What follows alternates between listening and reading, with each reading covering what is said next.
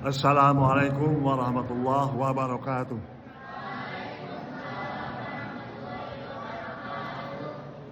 Halo bina nabtadi ad-dirasah fi hadhihi al-lailah bi qiraati basmalah.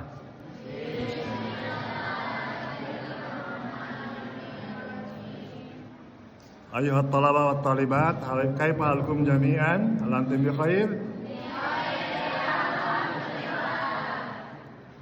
Bi khair walhamdulillah. Nahmadullah katsiran anna fil hadhihi al-lailah qad hadara ilaina akhina al-karim Ridwan Fauzi wa huwa khirrij min hadhihi al-ma'had wastamarra dirasatahu ila al-Azhar asy-Syarif wa intaha wa nala ala syahadatil lisan. Hal fahimtum? Fahimna? Ayo kan? Ridwan, ta'an. Ayuhat talaba wat talibat, ukhbirukum maratan saniyah. Qad hadara ilaina akhukum wa huwa khirrij min hadhil ma'had wastamarra dirasatahu fil Azhar asy-Syarif walhamdulillah qad nala ala syahadatil lisan. Jadi telah datang pada pertemuan kita sekarang ini kakak kelas kamu dulu adalah alumni dari pesantren Sukahideng, kemudian melanjutkan kuliahnya di Al-Azhar di Kuliatul Lughah Arabiyah di Fakultas Bahasa Arab. Dan tepuk tangan.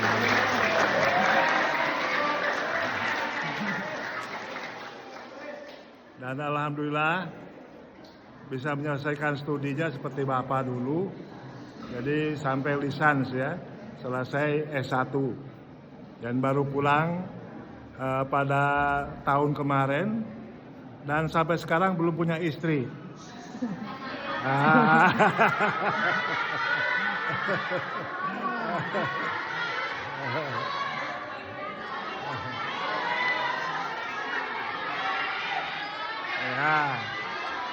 Ya nanti biar Kang Ridwan milih sendiri ya. Calonnya kan banyak nih harus dipilih. Ya, insya Allah pada beberapa waktu yang akan datang akan banyak kerjasama dengan Bapak, yaitu akan membuat tentang pembelajaran bahasa Arab melalui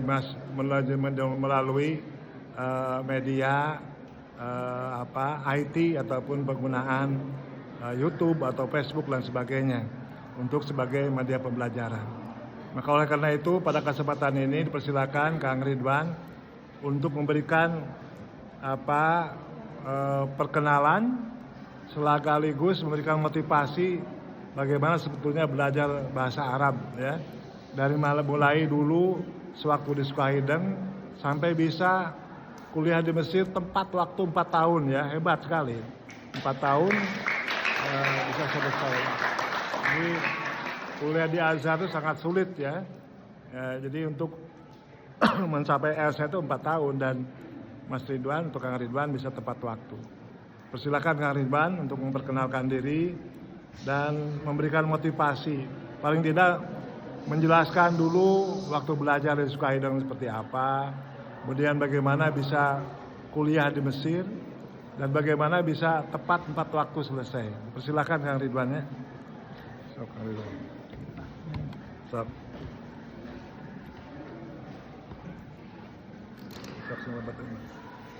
Assalamualaikum warahmatullahi wabarakatuh.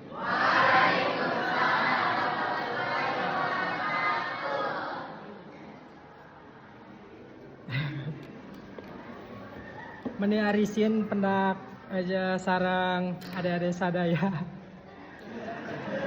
Kantenan namanya ayat tragedi, mohon lupakan itulah.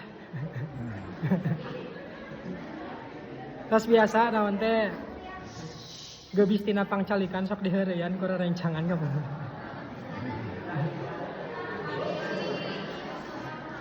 Bulan Tika kuping. Sing payung, boleh payung.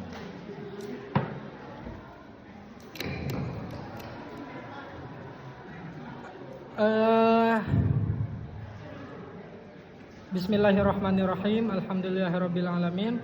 Rabbi syrah li sadri wa yassir li amri wahlul 'uqdatam min lisani yafqahu qawli. Doa nu nembe disebut eta teh doa cara ngalancarkeun ngobrol di payunan umum salah sawiasna. Karena abi pergi pisan eta ngadoa kitu soalna geumpeur pisan di payunan beliau-beliau anu luar biasa ieu. Tapi terlepas tina naonnya tina istilahna saha abi ieu di payun, mudah-mudahan abi dianggap ku rerencangan sadaya sebagai ya teman sebaya atau umur kita nggak jauh kok. Nah jadi pada kesempatan kali ini alhamdulillah Allah memberikan saya anugerah untuk bisa datang kembali ke pesantren yang menjadi kenangan luar biasa untuk saya, pesantren Sukahideng, karena saya di pesantren ini tinggal cukup lama dan kayaknya satu-satunya dari sekian banyak tempat tinggal yang paling lama saya singgahi. Soalnya di masa-masa kecil saya selalu pindah dari satu kota ke kota yang lainnya, belum pernah menetap lebih dari sekian tahun lah gitu, lebih dari 5 tahun 6 tahun belum pernah. Jadi satu-satunya tempat tinggal yang saya lama tempati adalah di Sukahideng ini. Dan itulah kenapa Sukahideng menjadi satu kenangan anu luar biasa nempelna gitu dina otak teh, tingawitan belajarna, tingawitan amengna sareng rencangan, tikawitan naon teh berinteraksi sama guru-guru dan lain sebagainya lah gitu. Ditambihan aya bumbu-bumbu naon teh romansa waktu itu kan menambah kenangan juga, seperti mungkin teman-teman juga di sini kan. Masih kena zaman teh susuratan wayah kieu.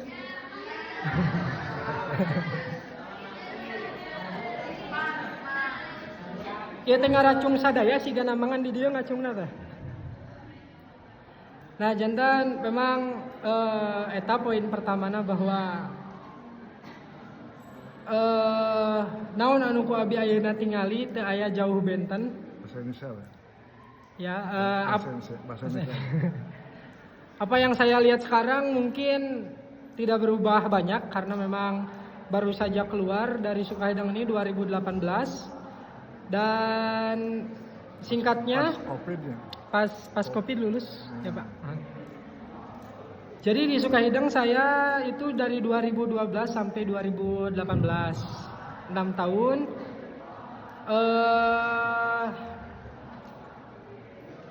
Sejak dari awal di Sukahideng saya punya satu minat atau bisa disebut bakat lah untuk penasaran untuk menggali segala hal yang baru untuk saya gitu. Nah, salah satunya adalah yang jarang orang lain punya adalah hobi atau kemampuan atau istilahnya itu kecenderungan untuk selalu menulis di setiap waktunya gitu. Seperti contoh kecilnya kalau di marhalah misalnya itu. Banyak teman-teman saya juga yang istilahnya itu setiap kata-kata yang keluar dari pun guru gitu ditulis dalam buku gitu kan. Bahkan hal-hal yang luar dari materi gitu dituliskan. Karena kita semua meyakini bahwa apa yang dikeluarkan oleh guru itu pasti memiliki satu faidah atau barakah yang mungkin kita tidak ketahui. Nah, jadi atas dasar keinginan untuk selalu istilahnya itu menulis, itu kan sejajar dengan keinginan belajar gitu kan. Jadi kan menulis mah pasti belajar atau pasti membaca gitu. Ingin tahu banyak hal gitu. Nah, oleh karena itu dari dulu kecenderungan saya setelah banyak menulis gitu pengen membuat sesuatu hal yang bisa dibaca atau dikenang gitu kan. Sejak dulu bacaan saya itu seperti bacaan tulisan saya itu kayak tulisan sastra, tulisan puisi, tulisan novel segala macam. Dan yang paling penting, poin yang paling penting adalah bakat dan minat saya selama saya di Sukahideng itu betul-betul diwadahi oleh pesantren. Itu yang paling penting. Dan sepertinya tidak banyak pesantren yang bisa mewadahi bakat santrinya atau minat-minat santrinya. Saya lihat pesantren Sukahideng ini tidak kaku untuk melihat potensi-potensi para santri. Seperti contohnya diskusi, jarang itu diskusi itu ada di pesantren. Kalau di Sukahideng kan ada perpustakaan. Kalau dulu mah di perpus itu selalu ada agenda rutin. Kalau sekarang masih ada nggak? Agenda diskusi gitu? Nggak ada ya. Nah dulu mah di perpus itu ada selalu ada agenda diskusi gitu, mengangkat satu tema, membahas baik itu dibahas dari sisi Islam, dibahas dari sisi ilmu-ilmu yang lainnya, diwadahi juga di pesantren gitu. Jadi pesantren Sukahideng ini benar-benar sebuah pesantren yang luar biasa, bisa mewadahi apa yang diinginkan atau dimiliki oleh santri supaya bisa berkembang, dan itu jarang sekali. Kenapa saya menceritakan itu terlebih dahulu? Karena saya ingin menyampaikan bahwa menyampaikan perasaan syukur yang luar biasa. Saya pernah jadi santri di pesantren Sukahideng ini, dan itu ternyata kepake, baik itu di keluarga atau di masyarakat secara umum. Luar biasa kepakainya. Yang jadi ciri khas pesantren Sukahideng itu madani. Kalau teman-teman tahu arti madani itu, istilahnya itu atau moderat lah, dalam arti tidak mencirikan santrinya itu seperti harus jadi satu sosok tertentu gitu kan. Membebaskan santrinya untuk bisa berekspresi ketika keluar dari pesantren. Jadi bisa teman-teman ini di Sukahideng ini keluar itu nggak melulu jadi kiai, jadi ajengan, bisa juga jadi misalnya jadi dokter, jadi apa gitu. Banyak teman-teman saya juga yang seperti itu. Nah, oleh karena itu lulusan dari pesantren Sukahideng atau siapa saja yang nyantri di Sukahideng ini pasti merasakan nggak kaku gitu pas di luar itu. Pasti itu merasakan itu. Tapi dengan satu syarat bahwa ketika belajar di pesantren benar-benar ikuti apa yang dikatakan atau yang mencerna semua apa yang disampaikan oleh guru kita, apa yang menjadi aturan dan sebagainya. Salah satu contoh bentuk kesyukuran saya ketika saya lulus dari Sukahideng adalah ketika saya di Mesir. Ketika saya di Mesir, di tingkat pertama itu ada ujian balagoh. Mungkin perlu dijelaskan dulu prosedurnya bisa. Oh, prosedur ya, Pak. Bisa diterima ke Al-Azhar bagaimana? Apa ikut tes dulu atau apa gitu? Siap. Sebelum ke sana, jadi ceritanya itu saya di kelas 3 aliyah itu, waktu itu kalau nggak salah saya itu di pas mau kelulusan itu sebetulnya saya pengen diterusin di Sukahideng. Karena dulu lagi deket-deketnya gitu sama guru saya gitu. Kalau ada yang pernah lihat itu Pak Profesor Fuad Wahab gitu kan. Nah dari dulu saya selalu sowan ke beliau karena dulu juga kan jadi panitia pelepasan waktu itu kan, jadi intens lah komunikasi segala macam. Cuman pesan-pesan Pak Syihab jelas bahwa kalau kamu mau diterusin ke kuliah ambil sastra Arab katanya gitu. Nah ambil sastra Arab. Nah setelah itu saya ingat kata-kata beliau, bebas ya teman mau di mana aja gitu kan. Nah tapi ketika riset saya pengennya di Sukahideng lagi, tapi nggak jauh gitulah untuk ambil sastra Arab. Di sini kan nggak ada di Cipasung gitu kan. Nah setelah saya riset, saya keinget bahwa saya ingin berangkat ke Mesir waktu saya umur kelas 2 SMP, kelas 2 MTST, umur 15 tahunan lah. Saya baca satu novel yang judulnya itu Negeri 5 Menara. Teman-teman tahu nggak itu? Negeri 5 Menara karya Ahmad Fuadi. Itu menceritakan 5 orang santri yang memiliki cita-cita untuk belajar di luar negeri. Salah satunya itu di Al-Azhar. Nah, ketika saya dulu membaca novel itu langsung tuh motivasi meningkat, terinspirasi. Jadi doa yang diwujudkan dalam bentuk tulisan, lagi-lagi tulisan. Selalu apa yang saya rasakan itu saya tulis. Kalau dulu itu di Facebook saya nulis. Saya nulis di Facebook. Saya belajar di Sukahideng 3 tahun. Setelah saya 3 tahun saya ke Gontor. Setelah dari Gontor saya ke Mesir. Karena apa? Karena di angkatan saya itu selalu yang berangkat ke Mesir itu kebanyakan dari Gontor. Nah, saya pesimis awalnya bahwa kalau saya 6 tahun di Sukahideng, gimana caranya saya bisa ke Mesir gitu. Tapi ternyata boro-boro mau ke Mesir, saya malah kebetahan di Sukahideng. Tetapi lamanya saya di Sukahideng, nggak ke Gontor dulu, itu tidak menjadi halangan buat saya untuk bisa berangkat ke Mesir. Nah, awal mulanya itu saya mencari jurusan sastra Arab. Nyari itu, nih kuncinya teman-teman ya, kalau mau kuliah, yang paling pertama itu yang dibutuhkan adalah kemampuan riset, googling atau cari searching di informasi-informasi online. Itu yang paling penting. Nanti kalau misalnya gampang aja teman-teman, kalau misalnya bahkan ke luar negeri Eropa sekalipun, itu sebetulnya mudah jika kita tahu caranya.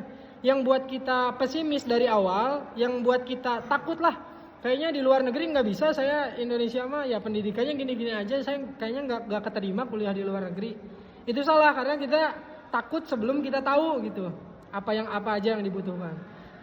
Pas saya riset itu ternyata mudah syarat-syaratnya, dan bahkan lulusan pesantren itu kemungkinan besar untuk diterimanya di Mesir, di Al-Azhar gitu kan. Karena apa? Karena kriterianya yang pertama bisa fahmul makro. Jadi memahami tulisan-tulisan berbahasa Arab. Terus tuh nanti itu kan fahmul kaidah juga yang kedua. Memahami kaidah-kaidah nahwu, shorof, balaghah dan sebagainya. Kemudian yang ketiga ilmu-ilmu keislaman yang lainnya seperti fikih, akidah, kemudian apalagi hadis dan sejarah Islam. Itu kan setiap hari kita pelajari di sini. Itu kan di Sukahideng gitu kan. Nah, terus tuh salah satu syarat tertentu hafalan Al-Qur'an sebanyak 2 juz. Nah, teman-teman kan di MTS di Aliyah gitu ya. Itu belajar tahfiz juga, pasti punya hafalan lah maksudnya yang lulusan pesantren itu, dan hafalannya itu waktu di zaman saya itu 2 juz, hanya 2 juz.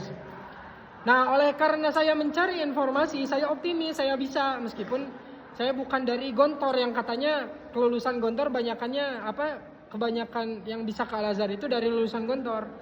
Nah, ternyata setelah saya tes, saya lihat lihat bentuk soal-soal tesnya itu mudah, sangat mudah. Bahkan ada tes setelah tes wawancara itu gampang ketebak soalnya gitu kan, bisa ditebak soalnya apa yang mau ditanyakan oleh pewawancara. Pasti nggak jauh dari tujuan kamu kenapa mau kuliah ke Mesir, kemudian dan sebagainya lah gitu. Nah, saya siapin tuh bentuk-bentuk pertanyaan sama jawabannya sekaligus. Ketika saya tes wawancara tinggal hafalin, kemudian saya ngobrol bahasa Arab, langsung bisa gitu. Nah, kemudian yang ketiga itu tes salah satu bentuk tes tulis ngarang dari dalam bahasa Arab, membuat satu tulisan dalam bahasa Arab, membahas satu tema tertentu. Nah, itu ya gampang lah asal biasa nulis. Pokoknya mah overall secara keseluruhan bahwa untuk kuliah di Al-Azhar itu sebetulnya mudah, tapi kitanya aja yang nggak tahu gitu. Dan yang paling penting poinnya adalah bahwa balik lagi ke yang tadi, bahwa Sukahideng itu memberikan kita modal. Selain saya bisa kuliah lebih tinggi di Al-Azhar gitu kan, membeli modal itu, ketika saya kuliah juga dilancarkan oleh apa yang pernah saya gali di Sukahideng. Salah satunya itu yang tadi yang saya sempat bilang, bahwa ketika ada ujian bahasa balaghah Itu kan balaghah itu lumayan ilmu yang berat lah, dalam ilmu yang level tertinggi dalam level bahasa Arab itu, pembahasan setelah nahwu, shorof, dan balaghah dan lain-lainnya gitu. Nah, saya punya satu diktat yang ditulis langsung oleh guru saya waktu itu. Pak Muhaimin. Satu diktat yang membahas balaghah, ilmu ma'ani, ilmu bayan, kemudian ilmu apa satunya lagi? Ilmu badi. Nah, itu dibahas full di kitab itu dengan bahasa Indonesia, dengan penyampaian yang terstruktur. Ngebahas tentang ilmu bayan, apanya dulu yang dibahas, jadi ada judul-judulnya. Karena kebanyakan yang sulit yang sulit dicerna, dibaca dari buku balaghah itu adalah judul-judulnya, dari mana dulu kita mulai gitu kan. Nah, diktat Pak Muh itu, diktat balaghah yang ada di Sukahideng itu luar biasa gampang dibaca. Sehingga ketika saya mendapatkan nilai yang bagus dari ujian balaghah, teman-teman saya nanya, "Kamu dari mana itu referensinya gitu kan? Dari kitab apa?" gitu. Saya kasihlah ke teman diktat itu.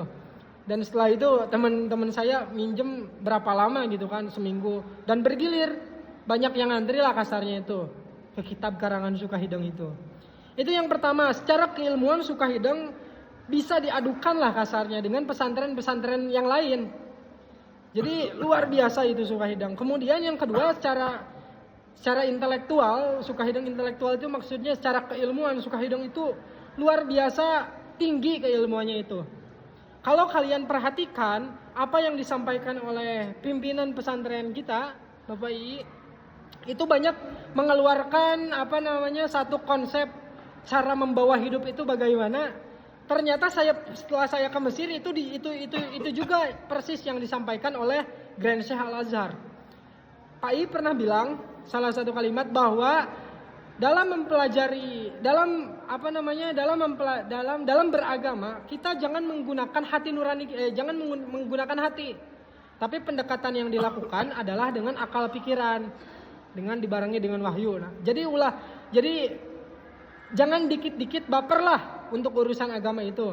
Seperti misalnya gini, wah pemerintah lagi kacau nih, terus terhasut, banyak yang hasut, akhirnya timbul perasaan heroik bahwa yang namanya pemimpin yang kayak gitu itu harus dibasmi, tidak cocok sesuai Islam. Kan itu jadi tindakan yang didasarkan oleh perasaan heroik, perasaan ingin menjadi satu orang hero yang mengubah Indonesia. Nah, itu sering terjadi di Indonesia kebelakangan ini. Jadi bersikap atas dasar hawa nafsu lah, perasaan maksudnya. Tapi Sukahideng mengajarkan bahwa Islam itu cara bersikap dalam beragama itu harus berdasarkan akal pikiran. Jadi dicerna dulu ini bijak atau tidaknya dan lain sebagainya. Nah, oke lah, itu mah sulit lah untuk dipahami. Tapi yang paling terpenting adalah bahwa nilai yang saya dapatkan dari Sukahideng itu menjadi modal utama ketika saya ikut lomba tulisan. Saya ikut lomba nulis waktu itu di PPI, Persatuan Pelajar Indonesia Setimur Tengah. Jadi lomba itu diadakan untuk seluruh pelajar Timur Tengah, dari Mesir, dari Sudan, dari Lebanon, dari Arab Saudi dan sebagainya, dari Tunisia. Tentang moderasi Islam. Saya ikut lomba tulisan memasukkan satu nilai yang saya pelajari di Sukahideng tentang moderasi itu bagaimana sih harusnya, kemudian digabungkan dengan pemahaman Al-Azhar. Alhamdulillah berkat ilmu yang saya dapatkan di Sukahideng dan berkat karunia Allah saya mendapatkan waktu itu juara 2 lah gitu. Dan yang paling menariknya lagi Timur Tengah. Dan yang paling menariknya lagi, saya juara 2. Itu mah biasa. Yang paling menariknya lagi tahu nggak? Yang juara 1 itu siapa? Yang juara 1 itu Nata. Kak Nata, kalau teman-teman tahu, satu bawah angkatan saya yang lulus dari Sukahideng juga.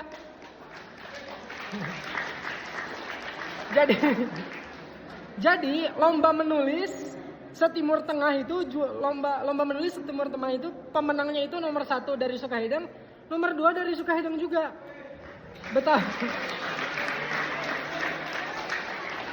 Jadi betapa ilmu di Sukahideng itu luar biasa kepakainya. Seperti yang saya bilang tadi, kepake pisan, kepake banget ketika kita bergelut di dunia luar lah, di lingkungan pendidikan yang luar. Nah, kemudian terakhir, ilmu Sukahideng itu tidak hanya terpakai di kehidupan, ya di cara belajar kita, kitab atau apa gitu. Tetapi yang paling penting bahwa Sukahideng itu mengajarkan cara hidup yang baik dan benar. Jadi nilai-nilai yang ada di Sukahideng itu benar-benar membimbing saya itu sampai sekarang kepada satu pola kehidupan yang gimana ya istilahnya itu, yang dijagalah dari ketersesatan, karena kan biasanya santri itu setelah keluar dari pesantrennya itu ada yang barigajul gitu kan, jadi nakalnya itu di masa tua lah, kasarnya seperti itu. Banyak itu jadi fenomena kan. Nah, tetapi Sukahideng menjaga saya terhadap hal-hal yang tidak diinginkan lah. Seperti contohnya kenapa bisa gitu? Karena satu poin penting yang diajarkan Sukahideng adalah membangun mentalitas akidah yang benar. Paham nggak maksudnya? Jadi Sukahideng itu mengajarkan saya untuk apa-apa itu udahlah Allah gitu. Apa-apa kalau kamu ada pusing, ada kebahagiaan, ada kesedihan, ada urusan, ada kesulitan, serahkan semuanya kepada Allah gitu kan. Kan itu akidah atau ketauhidan lah. Jadi poin yang paling luar biasa menancap kepada hati saya itu, ilmu yang didapatkan saya itu alhamdulillahnya adalah ilmu ketauhidan, dimana ketika tauhid kita benar kan insya Allah dijaga gitu. Sulit untuk menjelaskannya karena apa yang saya ungkapkan sekarang tentang manfaat saya belajar di Sukahideng kemudian saya pakai di dunia luar itu saya saya rasakan dan saya alami dengan proses yang panjang. 6 tahun di Sukahideng mempelajari tentang teorinya, kemudian setelah itu saya hidup di di lingkungan yang setiap harinya saya praktek mengamalkan ilmu kasarnya, dan akhirnya menjadi sebuah kesimpulan, oh alhamdulillah bahwa saya pernah menjadi santri di Sukahideng ini.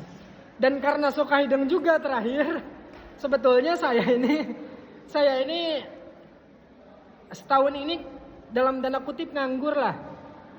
Saya itu pengen kuliah lagi ke S2. Tetapi ya namanya kehidupan kan gak ada yang tahu. Niatnya saya pengen ke S2 tapi akhirnya saya didudukkan oleh Allah untuk udahlah di rumah dulu, kenalan dulu sama orang tua, udah lama gak ketemu 12 tahun. Akhirnya bisnis gitu kan. Bisnis selama 1 tahun jenuh, saya pengen S2, saya bingung mau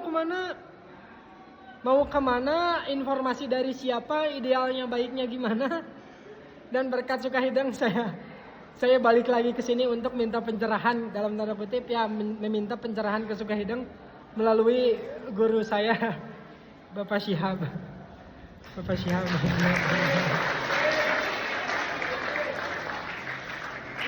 Saya di sini itu hari ini itu merupakan pertemuan kedua saya dengan Bapak.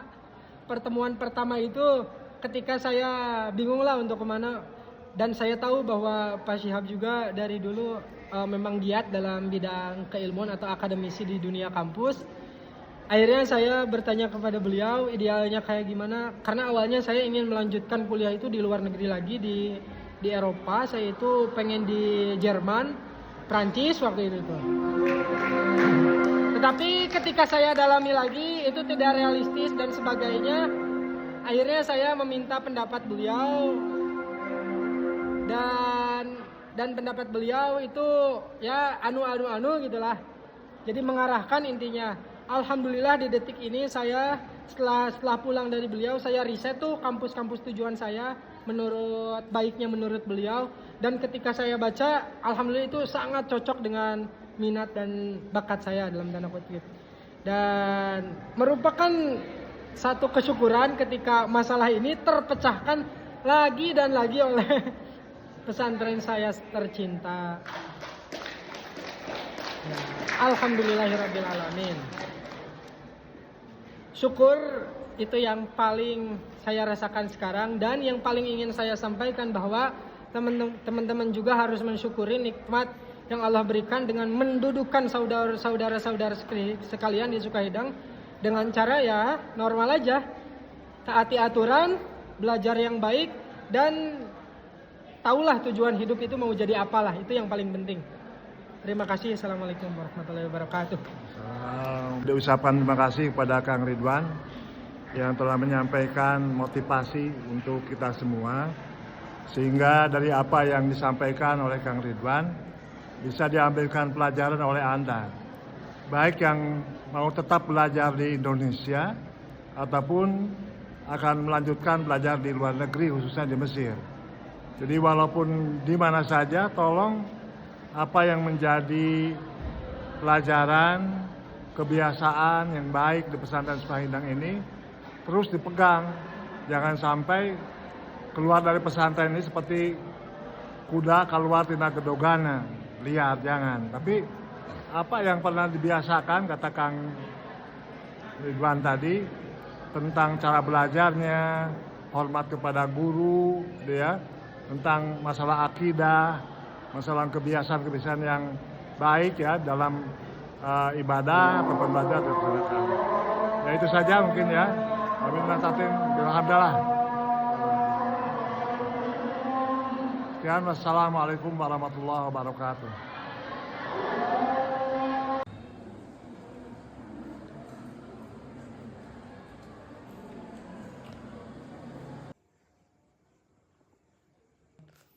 Kode tepinya.